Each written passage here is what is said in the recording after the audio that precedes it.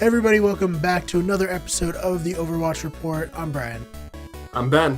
And Ben, we're going to talk about the team that everybody's been loving, mostly because they love making fun of their uniforms. It was a McDonald's joke, Ben. You know, I'm loving it. So, forget it. Let's just talk about the Florida Mayhem. that was a massive reach. All right. I thought you were going to talk about how much they love making fun of how bad the team is and how they're going to continue to be bad. Right. Well, that's true. But hey, you know, we just talked about the Shanghai Dragons last episode, and these seemed much improved. Do we have any hope like that for this team? No. Ooh, all right. Well, let's jump into it. Starting off with the coaches we're talking about. Mineral, he is from Sweden, and he's been with the team since before they were the Florida Mayhem, since they were the Misfits. Ben, tell me a little bit about him. Yeah, so he was a player on the Misfits, became a coach for the Misfits, and then when the Misfits bought out the Florida Mayhem slot, and the entire Misfits roster at the time became the Florida Mayhem roster, Mineral came along as well, and obviously, you know, we're going to take a look at, we talked about the Dragons and their record, right? But I think a story that's very much buried in that is that the Mayhem only won 7 games. So, and I believe, I think it was 4, but it might be 3. So either 3 or 4 of those matches that they did win were against the aforementioned Shanghai Dragons. Well, so, you know. in one of those matches, they almost lost. They came from behind and won by the skin of their teeth. So we have the people like to crap on the Dragons for being a total mess and being awful last season, but the Mayhem were barely better. Here's the issue, right? We talk about the. I don't want to this is probably the last team that I'm going to be really awful to, right? Right. The Dragons. They made calls and they made updates to their team in places that were necessary. Their entire roster, nearly. Right, and the Mayhem pretended to do that, in my opinion. Right. And while they kind of doubled down on the shift that they made last season of moving from EU to Korean, a lot of their Korean pickups have been questionable at best, in my opinion. So. Yeah, that's the issue I have, right? It's just they're not. I don't want to say they're awful coaches, but they needed another piece of spice to the mix to bring in some new blood to give them a chance to perform at a higher level, in my opinion. So, speaking of not bringing in anybody new, let's get it started with somebody who was on this team last year. Tivik, he's a Swedish player. He played CPS, Genji, Soldier 76, Farah, Tracer, and Hanzo. Tell me what he's going to bring to this team this season. Yeah, so Tivik is the only player left from the original Mayhem roster, from the original Misfits roster that was brought over. He's the only EU player left on the team. And I'm not 100% sure why they chose Tivik to be who they kept. I think the issue is they want Apply, but they couldn't get Apply through more than just a 2-way contract. Mm-hmm. So they were okay, so we'll keep Tivik on in that role. But he's fine, but he's not what they need to build their team around. Right. He's not the best DPS player on the team. We're going to talk about the best DPS player on their team probably pretty quick up here. Yeah. But it's just a strange choice, in my opinion, to drop all of the original Misfits roster, but keep Tivik, because I don't think that there's that much of a skill difference between Tivik and, for instance, like Swoosh or something like that. There's not really much of a difference in my eyes as far as what they bring to the team. So I think it's just the role that he fills as their second string DPS player is not something they can fill with other players. Mm-hmm. All right, well, let's talk about Saya Playa. He's a South Korean DPS, Widow, McCree, Tracer, Soldier 76, and he was on Meta Athena up until January of last year, and then he joined the Mayhem in January. Right. And he's been with them ever since. Yes, he was one of the 2 players that were signed from Meta Athena during that signing period after stage 1. And he is, in my opinion, the best player from the Season 1 Mayhem roster. So it's kind of a no-brainer that they kept him if they're going to keep players and not just rebuild the whole thing. He has some really good like individual moments on DPS. Like he is a very strong Widow player. He is a very strong Tracer player. He's really good in Widow battles, which potentially if we see Widowmaker enter the meta again after this shift, that could be something that he could bring to the team. But maybe we don't see that. Maybe he is put on Tracer, which he is good at, but I think he's much weaker than Widow. So we'll see. Again, he is the best player on the team. The issue from last season was he didn't really have the support that he needed from the rest of the squad in order to actually turn his skills into something productive. And it's up in the air whether he has that with this new roster either. So, speaking of players who are former Meta Athena players, let's talk a little bit about the artist formerly known as Awesome Guy. That would be SNT, who is a tank who from South Korea and mains Winston, Orisa, and Reinhardt. Yeah, so we have SNT, who all can call him Awesome Guy as well, coming in. He was the other player who was picked up after stage 1 from Meta Athena. I'm not really 100% sure, again, like to Vic, why. I think it was probably just they didn't have the capital to pull in like these new good players, as we'll see with the rest of their roster. I think that's probably a big limiting factor with this team. But yeah, the issue is we're going to talk about Zephyr coming up soon, and in order for Zephyr to be successful, he's going to need like a really strong main tank to like take some heat off of him. And I don't really think that that SNT is that person. I think that at best he was like decent last season. He had a couple of good moments, but he's not really that impressive as a player, in my opinion. So, and on top of that, as we talked about with the change, it's not really necessarily going to be a big focus on the main tank position potentially. So we'll see what he's going to have to do, whether he's going to be an important piece in the team. But you know, that's pretty much it. I can't really say too much about him. He's fine at best, in my opinion. Ben, tell me a little bit about Zephyr, the South Korean player who was formerly of the Seoul Dynasty and is flex and mains Diva, Zarya, and Roadhog. Yeah, so for better or for worse, Zephyr's probably best well known for his impact in the issues with Gregory being accused of imbotting and cheating. It's not great. It's not great. Yeah, so his career took a little bit of a hit after that little Shocking, controversy. right? Yeah, he was teamless for a little bit. He was on Kong de Panthera for all of like 3 or 4 hours because he was signed. The controversy played out, and he was dropped because of the controversy, all within the course of one day. So not super great. After that, after he took a little bit of a hiatus for a few months, he ended up on Cloud9 before being signed by the Dynasty last season. Right. And honestly, he's not that great of a player, in my opinion. For all the controversy and all the baggage, he's not that good. Yeah, it's not super worth to me. He's like he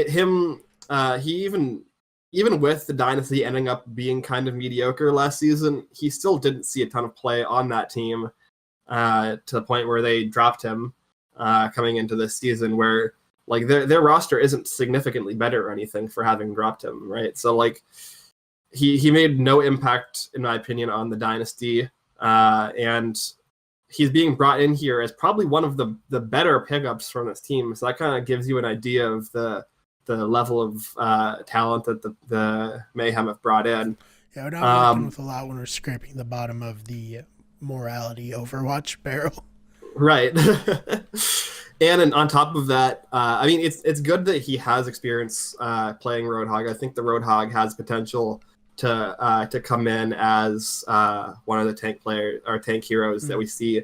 I think the Roadhog and May are probably the two most likely tank heroes to see a bump after this patch. But we'll see. Like it's still totally up in the air. Like that's just my feeling, right? Right.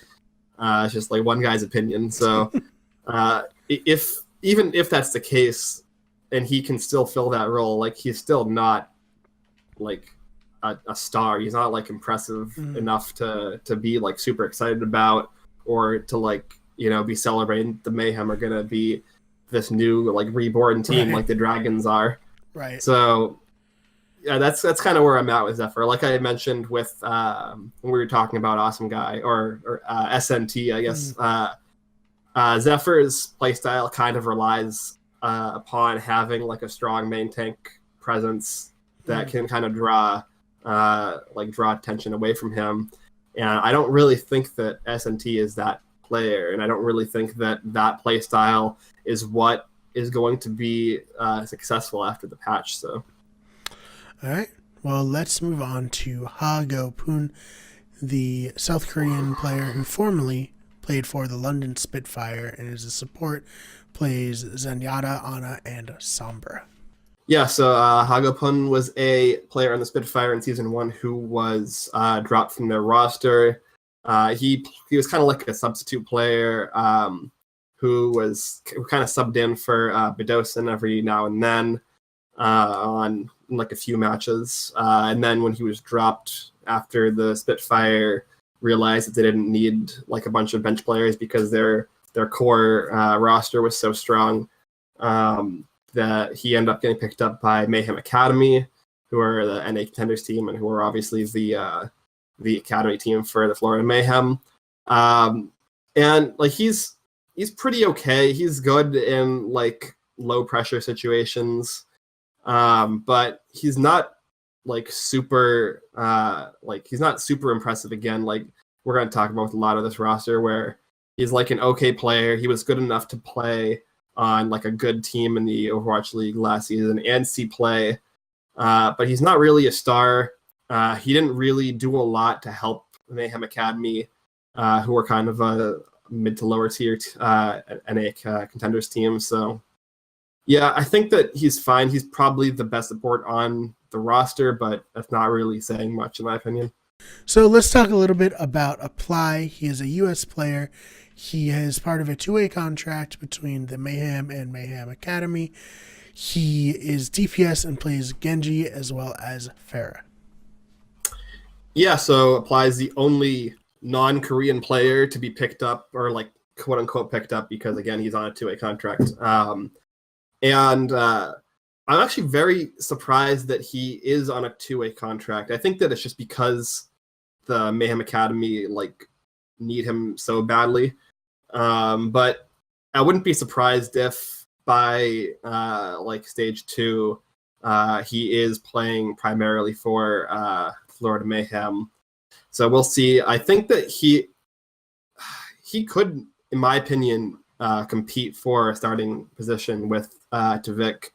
And so I when we were talking about Tvik, the reason I think that he is still on this team is because there is nobody who can fill that position other than Apply, who is 2A.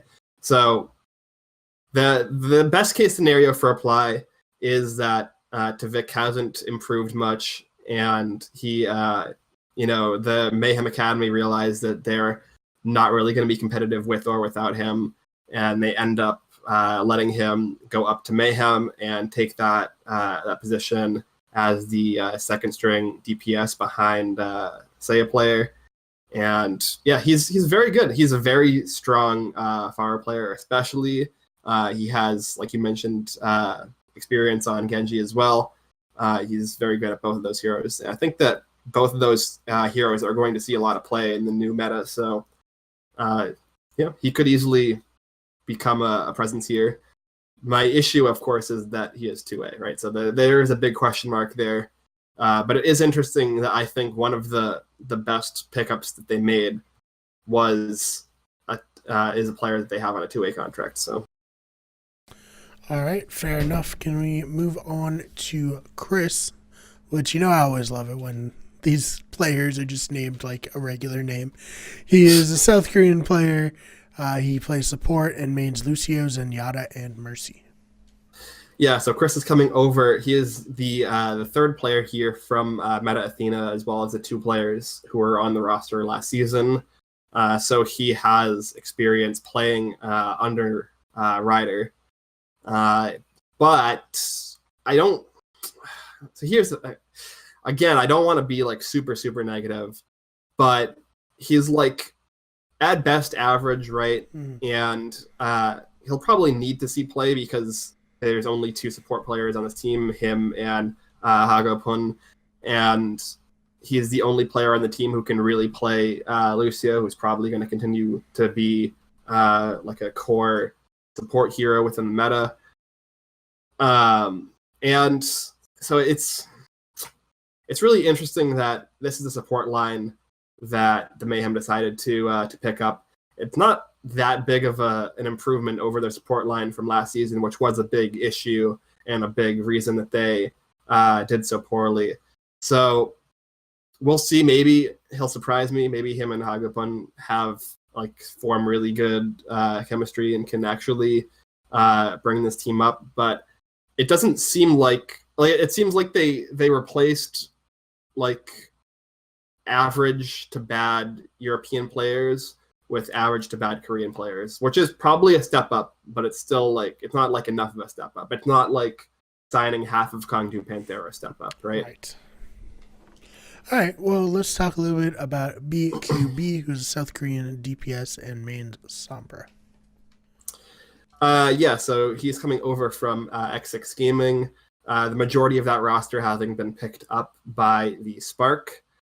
He is one of 2 main players from that roster who were not picked up by the Spark, potentially for a good reason. But X6 was a strong team when BQB was playing with them. When he was playing, well, I don't know if he played because he used to play under the name Bumgod, and then he switched to BQB. I think that he was still called BQB during season 1 on X6 Gaming. But after the meta shift, which got rid of DPS as a thing, he saw very little play over Order because Order was able to play Zarya a lot better, and BQB didn't really have that kind of flexibility. But now that the meta has kind of shifted back away from that, he might be able to do something playing Sombra. And if Tavik ends up being super mediocre and Sombra ends up being an important hero, he could definitely see some playtime. But there's a reason, like I said, that the Spark passed up on signing him when they picked up that roster. So, he's from a good team, and he's like an average to decent player. But he hasn't really seen a lot of super competitive play recently because of the way the meta has broken out. And there are other DPS players on this squad who might kind of outrank him, I guess. So makes sense. We'll see. So tell me a little bit about the final player we're going to talk about today. Swan, South Korean tank, who means Reinhardt and Winston. Yeah, so again with Swan, NRG is a really strong team, but Swan was not the reason that they were impressive. A lot of the times his ceiling was kind of just not making mistakes. He was just kind of coasting on the better players from NRG. So that's kind of where we're at here. And again, we have a situation where the main tank role might not be super important, and even if it is, it's likely that we'll see SNT seeing all of the start time in that role. So yeah, I mean, so in my opinion, Swan is more flexible than SNT, but he's a worse player overall. So it's kind of inch deep, mile wide versus mile deep, inch wide, but right. Mile being a very exaggerated term in both cases. Right. It's more like inch and foot rather than inch and mile. But Yeah, I think that there might be a position for Swan to flex to other roles, but I don't really see where he fits in to this roster. So we'll see. All right. Well, to wrap it all up, Ben, how do you see this team doing? I think that they're probably going to be bottom 5 team, honestly. So not good, and pretty much in line with where they finished last season. Yeah, it's just every other team is, from last season improved, Right. except for the Uprising. And even with the issues that I think the Uprising are going to face, I think they're still going to be better than the Mayhem. So I think that the Mayhem are firmly going to be like the worst season 1 returning team, which is unfortunate. Like, I mean, a lot of teams did make really good improvements, and it looks like the Mayhem like tried to make improvements, and they wanted to be better. But they didn't make. Yeah, they weren't good they weren't the moves. right moves. Yeah. They weren't good moves. Yeah, but we'll see. Maybe I'll be impressed by some of these players. Maybe they can come together. But like I said earlier, they haven't brought on really any new coaching staff, and that was kind of an issue last season with kind of bringing together like the team as a coach and entity. So we'll see. I would be surprised if they were competitive. I'll put it that way. Right. But we can talk about the one thing they do have over the Dragons. What is the one thing they have over the Dragons? And that is the division that they're in. I think that the Atlantic Division is significantly weaker than the Pacific Division. Right. So while the Mayhem are not great, they're going to be playing against teams like the Uprising, like the Justice, like the Outlaws, like the Defiant, like the Reign. Like the only 3 good teams, like all of the talent in the Atlantic Division is basically in like the 3 top teams, like the XL, Spitfire, and Fusion. Beyond those 3 teams, there's a lot of like kind of lower tier teams. Bad. Right. Yeah. So if the Mayhem can push themselves into like an average position performance-wise, they might be able to squeeze in to like a 12th place finish that pushes them into those wild card slots, and then who knows, right? Yeah, that's their once seal. you're in, anything could happen. Right. Maybe we'll see. Yeah, so like compare that to the Pacific Division, where the Dragons are going to be going up against a lot more well-rounded teams. Like the only, in my opinion, bad team from the Pacific Division is the Hunters. So we'll see. We shall see. Ben, is there anything else you want to add before we sign off? No, I mean I don't want to get like hate from Florida fans, but I'm rooting for Florida to do better, but I don't see it. Yeah, I mean, as a fan of a team from Florida, I think they're well acquainted with heartbreak and disappointment, so this should be nothing new. Right. All right, make sure you follow Ben at Ben Sharon on Twitter. I'm at the fake BMar on Twitter. That's MARR, and follow WickedGoodEverything at WGEverything. Make sure you like, subscribe, send this to your friends, and leave a comment down below. And leave a comment down below if you're upset with Ben for maligning the good name of the Florida Mayhem.